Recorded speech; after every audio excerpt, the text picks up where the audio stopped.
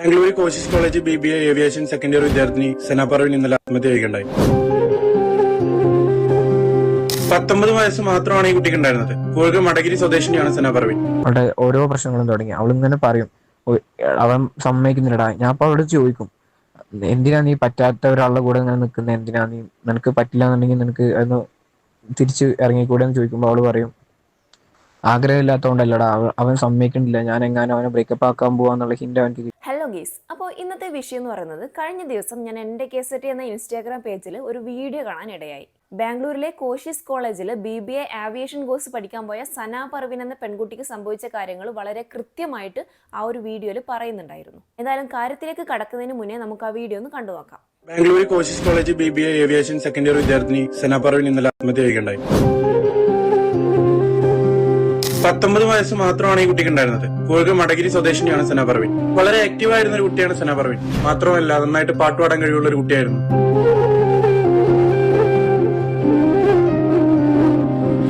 കോശിസ് കോളേജിൽ പഠിച്ചിരുന്ന റിഫാസുമായിട്ട് സന റിലേഷൻഷിപ്പിലായി. തൃശൂർ ചാവക്കാട് സ്വദേശിയാണ് റിഫാസ്.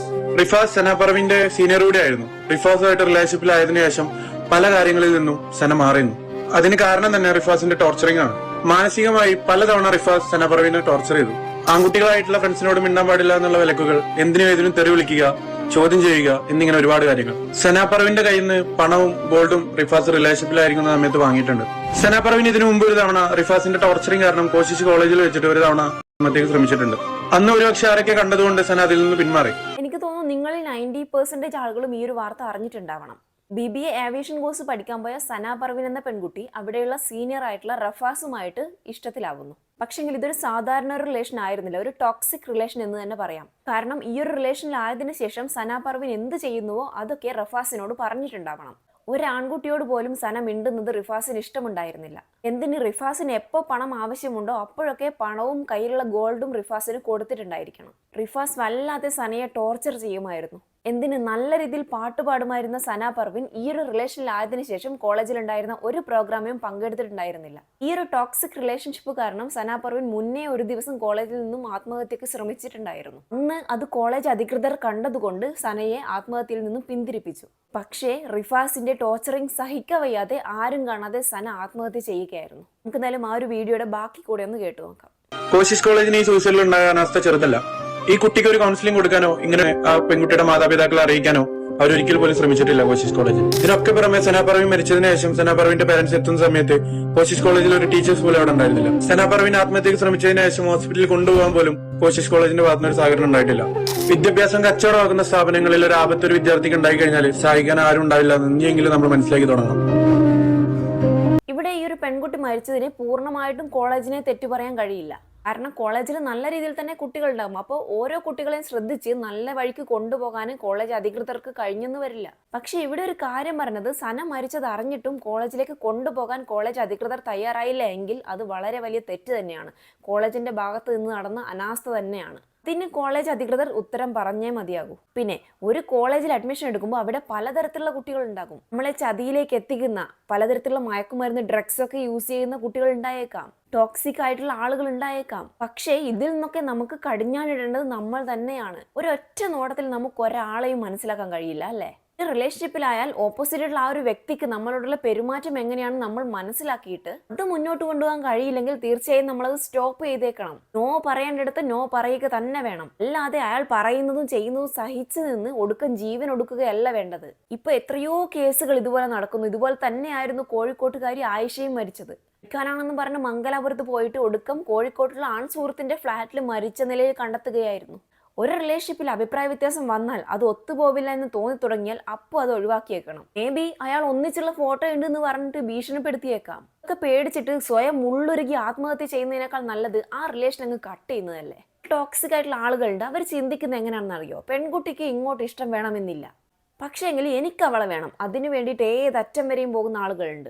ഇപ്പോൾ ഇവിടെ ആർക്ക് നഷ്ടമായി? ആ പെൺകുട്ടിയുടെ അച്ഛനമ്മമാർക്ക്. എത്ര കണ്ടാലും കേട്ടാലും പഠിക്കുകയില്ല. അല്ലാതെ എന്ത് പറയാനാ? ഒരു കാര്യം വരുമ്പോൾ സ്വന്തമായിട്ട് തീരുമാനം എടുക്കാൻ അറിയണം. അങ്ങനെ കഴിയാത്തതിന്റെ ഫലമാണ് ഇപ്പോൾ കണ്ടത്. എന്തായാലും ഇപ്പോൾ സന പർവീന്റെ ഫ്രണ്ടിന്റെ വോയിസ് പുറത്തു വന്നിട്ടുണ്ട്. നമുക്ക് എന്തായാലും അതൊന്ന് കേട്ടു നോക്കാം. പറഞ്ഞിട്ടുണ്ട് ബ്രോ, കുറേ കാര്യങ്ങൾ. ലൈക്ക് ഞമ്മടെ വന്നിട്ട് ഫസ്റ്റ് ഇയർ സ്റ്റാർട്ട് ചെയ്തിട്ട് നമ്മുടെ ഫസ്റ്റ് ഇയേഴ്സിന്റെ തന്നെ ഓറിയന്റേഷൻ ടൈം തൊട്ട് എനിക്ക് അവളെ അറിയാം. അന്ന് ഇൻവൊക്കേഷൻ സോങ് പാടാൻ നമ്മൾ ഒരുമിച്ച് കയറി അന്ന് തൊട്ട് കോശീസിലെ ഒരുവിധം പ്രോഗ്രാംസിന് മൊത്തം നമ്മൾ ഒരുമിച്ചാണ് പാട്ട് പാടിയിട്ടുള്ളത്. ഗ്രൂപ്പായിരിക്കും മേ ബി. ആ സമയത്ത് അവളും ഉണ്ടാവായിരുന്നു എൻ്റെ കൂടെ. നല്ല ആക്റ്റീവായിട്ടുള്ള ഒരു കുട്ടിയായിരുന്നു അവള്. ഇവന് ലൈഫിൽ വന്നതിന് ശേഷമാണ് അവളുടെ ഓരോ പ്രശ്നങ്ങളും തുടങ്ങി. അവളിങ്ങനെ പറയും, "ഓ, അവൻ സമ്മതിക്കുന്നില്ലടാ." ഞാൻ അപ്പോൾ അവളോട് ചോദിക്കും, എന്തിനാ നീ പറ്റാത്ത ഒരാളുടെ കൂടെ ഇങ്ങനെ നിൽക്കുന്നത്, എന്തിനാ നീ, നിനക്ക് പറ്റില്ല എന്നുണ്ടെങ്കിൽ നിനക്ക് അതൊന്ന് തിരിച്ച് ഇറങ്ങിക്കൂടെ എന്ന് ചോദിക്കുമ്പോൾ അവള് പറയും, ആഗ്രഹമില്ലാത്തതുകൊണ്ടല്ലടാ, അവൻ സമ്മതിക്കണില്ല, ഞാൻ എങ്ങാനും അവനെ ബ്രേക്കപ്പ് ആക്കാൻ പോവാന്നുള്ള ഹിന്റ് അവനക്ക് കിട്ടിയാൽ അവൻ്റെ കയ്യിൽ എൻ്റെ പാരൻസിൻ്റെ നമ്പർ ഉണ്ട്, അവൻ പാരൻസിനെ വിളിച്ചുകൊണ്ട് ഓരോന്ന് പറയാണ്, ഭയങ്കര പ്രശ്നമാക്കാന്ന് പറയും. നിനക്ക് പറ്റില്ലെങ്കിൽ ഈ റിലേഷൻ അങ്ങ് ഒഴിവാക്കിക്കൂടെ എന്ന് ചോദിച്ച ടൈമിൽ അവൾ പറഞ്ഞ കാര്യമാണ്, എനിക്ക് ആഗ്രഹം ഇല്ലാഞ്ഞിട്ടല്ല, പക്ഷെങ്കിൽ അവൻ എൻ്റെ വീട്ടുകാരെ വിളിച്ച് പറയും. സനാ പർവീൻ്റെ ആ ഒരു പേടി അവനങ്ങ് മുതലെടുത്തു എന്ന് തന്നെ പറയാം. ഇത് അറിഞ്ഞാൽ, ഈ ഒരു റിലേഷൻ വീട്ടിൽ അറിഞ്ഞാൽ തൻ്റെ വീട്ടുകാർ എങ്ങനെ പ്രതികരിക്കും എന്നുള്ള ആ ഒരു പേടി അവൾക്ക് ഉണ്ടായിരുന്നു. അവളുടെ ആ ഒരു പേടിയാണ് ഈ ഒരു കാര്യം സ്വന്തം വീട്ടുകാരോടും കൂടെ പറയാൻ കഴിയാതെ അവളെ ആത്മഹത്യയിലോട്ട് നയിച്ചത്. തനിക്ക് എന്ത് തന്നെ വന്നാലും സ്വന്തം പേരൻസ് തൻ്റെ കൂടെ ഉണ്ടാകുമെന്ന ആ ഒരു ധൈര്യം ആ പെൺകുട്ടിക്ക് ഉണ്ടായിരുന്നെങ്കിൽ മേ ബി ഈ ആത്മഹത്യ നടക്കില്ലായിരുന്നു. എന്തായാലും നമുക്ക് ബാക്കി കൂടെ ഒന്ന് കേട്ടു നോക്കാം. അതുപോലെ ഒരു സമയത്ത് നമ്മുടെ കോളേജിലെ ഒരു ഫംഗ്ഷൻ്റെ സമയത്ത് നമ്മൾ പാട്ട് പാടാൻ പ്രാക്ടീസും കാര്യങ്ങളൊക്കെ പ്രോപ്പറായിട്ട് ചെയ്ത് സ്റ്റേജിൽ കയറുന്ന ടൈമിൽ ഇവളെ പെട്ടെന്ന് കാണാനില്ല. നമ്മൾ പോയി നോക്കിയപ്പോൾ ഇവള് അന്ന് പീജിൻ്റെ ടോപ്പിൽ നിന്ന് ചാടാൻ നോക്കിയിട്ട് കുട്ടികളെ കൂടെ പിടിച്ചു മാറ്റി എച്ച് ഒ ഡിൻ്റെ അടുത്തൊക്കെ ഇരുന്ന് കരയാണ്. എച്ച് ഒ ഡിൻ്റെ അടുത്ത് ഇരുന്ന് കരയുന്ന ടൈമിൽ എച്ച് ഒ ഡി വരെ വിളിച്ച് സംസാരിക്കുന്നുണ്ട് ഈ റിഫാസിനെ വിളിച്ച് സംസാരിക്കുന്നുണ്ട്. അപ്പോൾ ലൗഡ് സ്പീക്കറിലിട്ടാണ് എച്ച് ഒ ഡി സംസാരിക്കുന്നത്. അപ്പോൾ റിഫാസിൻ്റെ ആറ്റിറ്റ്യൂഡ് നിന്ന് വ്യക്തമായിരുന്നു, നിങ്ങൾ എന്താണ് ചെയ്തോ, നമുക്ക് ഒരു വിഷയമല്ല എന്നുള്ള രീതിയിൽ. അവളെ അതിലും പറയുന്നുണ്ട്, എനിക്ക് അവനെ വേണ്ട, അവൻ്റെ കൂടെ നിൽക്കാൻ പറ്റുന്നില്ല, അവൻ നല്ല രീതിയിൽ ടോർച്ചർ ചെയ്യുന്നുണ്ട് എന്നൊക്കെ. അന്ന് എച്ച് ഒ ഡി മാമും ചോദിക്കുന്നുണ്ട്, നീ എന്തിനാ ഒരു ഗേളിനെ ഇങ്ങനെ ചെയ്യുന്നത്, അങ്ങനെ എന്നൊക്കെ ചോദിക്കുന്നുണ്ട്. പക്ഷേ അവനക്ക് പ്രോപ്പറായിട്ടുള്ള ആൻസർ 2 ദിവസം മുന്നേ അവൾ എൻ്റെ അടുത്ത് വന്ന് സംസാരിച്ചപ്പോൾ അവൻ്റെ അടുത്ത് ഇങ്ങനെ പറഞ്ഞിട്ടുണ്ടായിരുന്നു, അവളുടെ ഫ്രഷേഴ്സ് ഡേ ആണ്, കോളേജ് ഫ്രഷേഴ്സ് ഡേ ആണ്. അപ്പോൾ അവളന്ന് പാട്ട് പാടുന്നുണ്ടായിരുന്നു. അതിൻ്റെ കുറച്ച് വീഡിയോസ് ചിലപ്പം അന്വേഷിച്ചാൽ കിട്ടും, ഞാൻ സെറ്റ് ചെയ്ത് തരാം. അവൾ ഫ്രഷേഴ്സ് ഡേക്ക് പാട്ട് പാടുന്നുണ്ടായിരുന്നു. അപ്പോൾ പാട്ട് പാടാൻ വേണ്ടിയിട്ട് അവൾക്ക് കുറച്ച് ആക്സസറീസ് ആവശ്യമുള്ള കാരണം അവൾ എൻ്റെ അടുത്തും കൂടെ വരാൻ പറഞ്ഞിട്ടുണ്ടായിരുന്നു. ഞാൻ വേറെ ഡിപ്പാർട്ട്മെൻറ്റാണ്. അപ്പോൾ അന്ന് എച്ച് ഒ ഡിൻ്റെ അടുത്ത് പെർമിഷനൊക്കെ മേടിച്ച അവളാണ് അവൾ പെർമിഷനൊക്കെ മേടിച്ചെന്ന് അവളെ ഡിപ്പാർട്ട്മെൻറ്റ് ഫ്രഷേഴ്സിനെ എന്നെ കൊണ്ടുപോയി. അന്ന് ആ ദിവസമൊക്കെ ആയിരുന്നു അവൾ ഭയങ്കരമായിട്ട് ഹാപ്പി ആയിരുന്നു, നല്ല ആക്റ്റീവ് ആയിരുന്നു, അവൾ നല്ല അടിപൊളിയായിരുന്നു. അന്ന് ഫ്രഷേഴ്സിൻ്റെ തലേ ദിവസം വന്ന് സംസാരിക്കുന്ന സമയത്ത് ഞാൻ അവളെ കൈ പിടിച്ചപ്പോൾ അവൾ കൈ പെട്ടെന്ന് വലിച്ച്. അപ്പോൾ എന്തോ ഓക്കേർഡായിട്ട് ഫീൽ ചെയ്തപ്പോൾ ഞാൻ അവൾ ചോദിച്ചു, എൻ്റെ കയ്യിലെന്താ ചോദിച്ചു. അപ്പോൾ അവൾ കയ്യിലൊന്നും ഇല്ല എന്ന് പറഞ്ഞു. എൻ്റെ കയ്യിൽ അങ്ങ് ബാക്കിൽ മറിച്ച് വെച്ചു. അവൾ എൻ്റെ മുന്നിൽ അങ്ങനത്തൊന്നും കാണിക്കില്ലായിരുന്നു, കാരണം എൻ്റെ നല്ല അതിന് മുന്നേ അവൾ ഇതുപോലത്തെ ഓരോന്ന് ട്രൈ ചെയ്തിട്ട് ഞാൻ നല്ല വർക്ക് പറഞ്ഞിരുന്നു അവളെ, എന്തിനെങ്ങനെയൊക്കെ ചെയ്യുന്നതെന്നൊക്കെ പറഞ്ഞിട്ട് നല്ല വർക്ക് പറഞ്ഞിരുന്നു.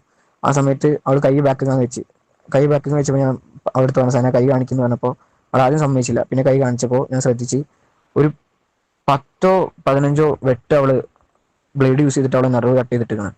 എന്നിട്ട് വലിയ ഇഞ്ചുറി ഒന്നും ആയിട്ടില്ല, പക്ഷെ എന്നാലും അത്യാവശ്യം നല്ല ഇഞ്ചുറി ഉണ്ടായിരുന്നു. അവള് റൂംമേറ്റ്സ് ഒക്കെ കണ്ടു എന്നൊക്കെ പറഞ്ഞു. എന്നിട്ട് അതിന്റെ പേരിൽ നമ്മൾ നല്ല വർക്കായിരുന്നു, എന്തിനാ അങ്ങനെയൊക്കെ ചെയ്യുന്നത്, നിന്റെ അടുത്ത് ഇങ്ങനെ ചെയ്യില്ല എന്നൊക്കെ പറഞ്ഞല്ലോ എന്നൊക്കെ പറഞ്ഞ് നമ്മൾ നല്ല അടിപൊളിയായിട്ട് പിന്നെ ഉണ്ടായേ. അവള് പിന്നെ അതിന് കുറെയൊക്കെ ഒന്ന് ഇറങ്ങി വന്നതായിരുന്നു, അങ്ങനത്തെ ഇഷ്യൂസ് ഒന്നും ഇല്ലാണ്ട് എൻ്റെ അടുത്ത് പറഞ്ഞു കുറെ ഫാസ്, ഇനി അങ്ങനെയൊന്നും ചെയ്യൂല എന്ന് കുറേ എൻ്റെ അടുത്ത് പറഞ്ഞു. എന്താ ചെയ്യുക, ഒരു പെൺകുട്ടിയുടെ ജീവൻ നശിപ്പിച്ചപ്പോൾ റിഫാസിന് ഇപ്പോൾ സമാധാനമായിട്ടുണ്ടാകും. പിന്നെ ഈ പെൺകുട്ടികൾ എത്ര കിട്ടിയാലും പഠിക്കില്ല. പറ്റാത്ത ബന്ധമാണെങ്കിൽ എന്തിനാണ് കടിച്ചു തൂങ്ങി നിൽക്കുന്നത്? പറ്റില്ലെങ്കിൽ അതങ്ങ് ഒഴിവാക്കുക, ബാക്കി വരുന്നിടത്ത് വെച്ച് കാണണം. ഒരു തവണയല്ല, മുന്നേ പല തവണ ഇവൾ ആത്മഹത്യക്ക് ശ്രമിച്ചിട്ടുണ്ട്. എന്തായാലും ഇപ്പോൾ റിഫാസിനെ പോലീസ് അറസ്റ്റ് ചെയ്തിട്ടുണ്ട്, തെളിവെടുപ്പും കാര്യങ്ങളൊക്കെ നടക്കുന്നുണ്ട്. എനിക്ക് പറയാനുള്ളത് പെൺകുട്ടികളോടാണ്, പഠിക്കാൻ പോകുമ്പോൾ നന്നായിട്ട് പഠിക്കാൻ നോക്കുക. പറ്റാത്ത റിലേഷൻഷിപ്പിൽ അറിയാതെ കുടുങ്ങിയിട്ടുണ്ടെങ്കിൽ അത് പാടെ ഒഴിവാക്കാൻ നോക്കുക. നിങ്ങൾ ചിന്തിക്കേണ്ട ഒരു കാര്യം, ഒരാൾക്കും വേണ്ടി നശിപ്പിക്കാനുള്ളതല്ല നിങ്ങളുടെ ലൈഫ്. നമ്മളെ സൂക്ഷിക്കേണ്ടത് നമ്മൾ തന്നെയാണ്. മാന്യമായി ജീവിക്കാൻ നോക്കുക, അങ്ങനെയെങ്കിൽ ഒരാളെയും പേടിക്കേണ്ട ആവശ്യമില്ല. എന്തായാലും എനിക്ക് ഇത്രയും പറയാനുള്ളൂ. ഇത് കേട്ട് നിങ്ങളുടെ അഭിപ്രായം തീർച്ചയായും കമന്റ് ചെയ്യുക. പുതിയൊരു വീഡിയോയുമായി വീണ്ടും കാണാം. Thanks for watching.